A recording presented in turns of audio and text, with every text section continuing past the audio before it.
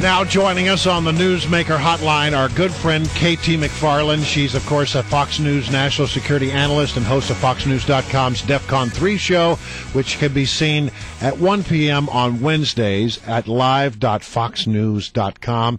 And let me just say, I got to see KT for a short minute or two at CPAC last week. It was so good to sit down and get to catch up with you face-to-face. Well, it was great seeing you guys. You're a really good-looking guy, Brian. Nice to meet you finally in the flesh. Well, wow, that's very nice. Do you two need a little time alone? Well, that'll take care of him for the company. That made my whole week. Thank you very much. Look, the president just touched down in Israel. What's going to happen here? How important is this trip? Does it matter at all? Yeah, it's hugely important. The most important relationship the president has, foreign policy relationship, is with Israel. Why? Because that's where the rubber is going to hit the road. Iran is going to have to is coming up to its nuclear weapons breaking point, and it's a decision the president's got to make in this term. It is going to be a crisis he has got to face probably within 18 months. And the question is not so much what's he going to do, it's what Israel's going to do. And if Israel feels isolated and alone, and America is not going to stop him, Iran and Obama can't be counted on, then Israel's going to feel backed up against the wall that it has no choice but to stop Iran on its own. What does that mean? Maybe a preemptive attack. And that's not even the critical part. It's not the attack. It's what happens next.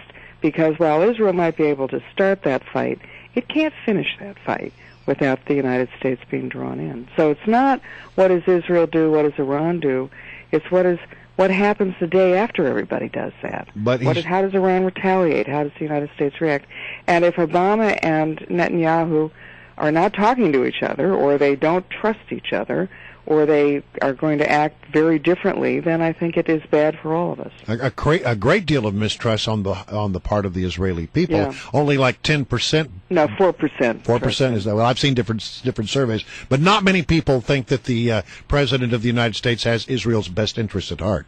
Correct, and that's the problem. KT, Admiral James Stavridis, I believe is the pronunciation. Yeah. Thank you. Commander of the U.S. European Command. He was testifying before the Senate the other day, talking about the variety of options that are now in front of the military with regard to Syria involvement. Is this a good idea? What should the U.S. military do, if anything, with regard to Syria? Well, let's take a step back from it, Larry, and look at sort of the bigger picture here. I think the president's biggest problem is he's gone around and made a lot of threats. And he said, we've got a red line with Syria, their chemical weapons. Iran, you're not going to be able to develop nuclear weapons. The consequences and penalties are going to be great. And yet, does anybody really believe him? And if Iran gets its nuclear weapons, then where's America's credibility? If Syria uses chemical weapons or we lose track of the chemical weapons, then where is Obama's credibility? And that almost is worse than the actual thing of happening is the credibility being lost. Why?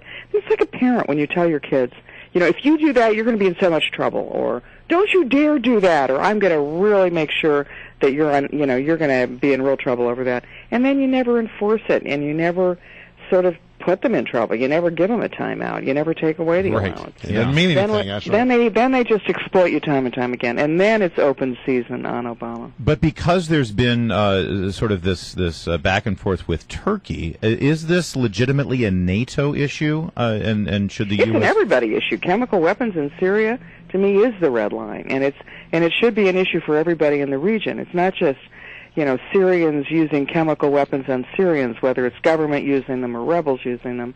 It's what happens to the chemical weapons and where do they go next. Right. And we saw with Libya that when we went to war with Libya, the one cruel and fatal mistake we made was not getting our hands on those weapons, the huge arsenal that Gaddafi had before we lost track of Gaddafi.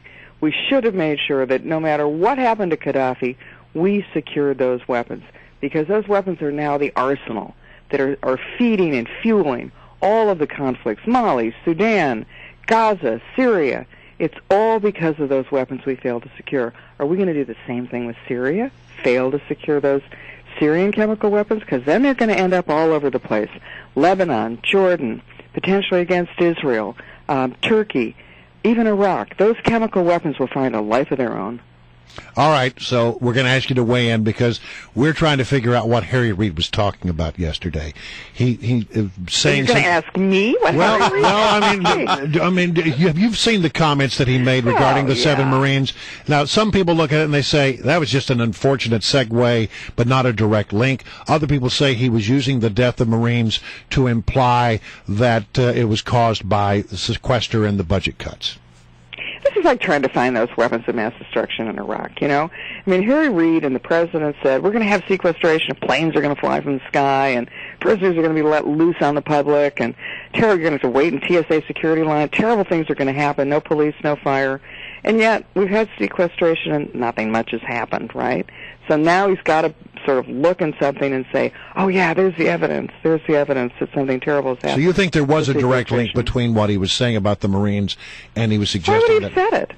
I mean, these are just the two things that pop out of his mind in the same breath. I think he said it because he was trying to imply. I often scratch my head and try to figure out what the guy's talking about half the time. We need a universal translator for Reid's Harry Reid translator. That's really quickly, though, you mentioned chemical weapons and weapons of mass destruction in Iraq. We are marking the 10-year anniversary. I know you had reservations about how the war was carried out, but looking back, is the world better off now after the Iraq War 10 years later? Well, look, the American military gave the Iraqi people a chance, and it's now up to the Iraqi people. From the United States' point of view, are we better off?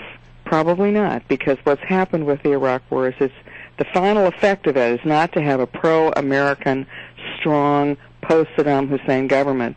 It's to have an Iraqi government that is now beholden to Iran, or at least in Iran's orbit, and that is not to our advantage. All right, KT, always great to have you. I'm sorry I didn't get to have a drink with you well, there, but he was mobbed by his fans. KT, we'll talk to you next.